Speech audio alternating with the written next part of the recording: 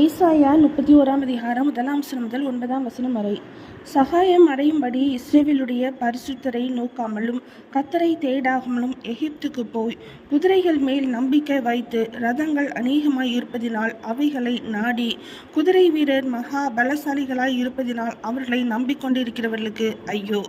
அவரும் ஞானமுள்ளவர். அவர் தம்முடைய வார்த்தைகளை மறுக்காமல் தீங்கு வர பண்ணி தீமை செய்கிறவர்களின் வீட்டுக்கும் அக்கிரமக்காரருக்கும் சகாயம் செய்கிறவர்களுக்கும் விரோதமாக எழும்புவார்.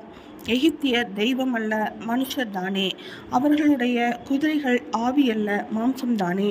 கர்த்தர் தமது கரத்தை நீட்டுவார். அப்பொழுது சகாயம் செய்கிறவனும் இடறி சகாயம் பெறுகிறவனும் விழுந்து அனைவரும் ஏகமாய் அழிந்து போவார்கள்.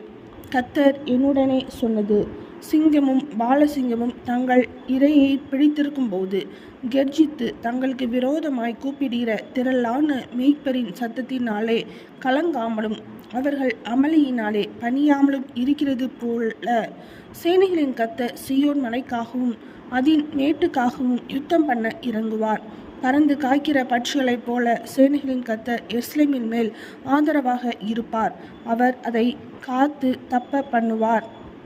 அவர் கடந்து வந்து அதை விடுவிப்பார். இஸ்ரவேல் புத்திரரே, நீங்கள் முற்றிலும் விட்டு விலகினவரிடத்தில் திரும்புங்கள். உங்களுக்கு பாவமாக உங்கள் கைகள் செய்திருந்த வெள்ளி விக்கிரகங்களையும் பொன் விக்கிரகங்களையும் உங்களில் ஒவ்வொருவரும் அக்காலத்தில் வெறுத்து விடுவீர்கள். அப்பொழுது வீரனுடைய பட்டயம் அல்லாத பட்டயத்தாலே அசீரியன் விழுவான். நீசனுடைய பட்டயம் அல்லாத பட்டயமே அவனை பட்சிக்கும். அவன் பட்டயத்துக்கு தப்ப ஓடுவான். அவன் வாலிபர் கலைந்து போவார்கள். அவனுடைய கண்மலை பயத்தினால் ஒளிந்து போம். அவர்களுடைய பிரபுக்கள் கொடியை கண்டு கலங்குவார்கள் என்பதை சீயோனில் நெருப்பையும் எருசலேமில் சூளையும் உடைய கர்த்தர் சொல்லுகிறார்.